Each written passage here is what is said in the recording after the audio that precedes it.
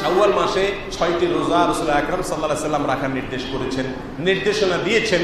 এই রোজা সম্পর্কে 7টি কমন প্রশ্ন রয়েছে। আমাদের এই প্রশ্নগুলোর উত্তর আমরা জানার চেষ্টা করব। নাম্বার 1, শাওয়াল মাসের এই 6টি নফল রোজা রাখলে কি লাভ হবে? এর উত্তর হলো রাসূল আকরাম সাল্লাল্লাহু আলাইহি সাল্লাম বলেছেন, সহিহ মুসলিম হাদিসটি বর্ণিত হয়েছে, মান সামা রমাদান সুম্মা আতবাহু সিত্তাম মিন শাওয়াল কানা কাসিয়ামিদ দাহর।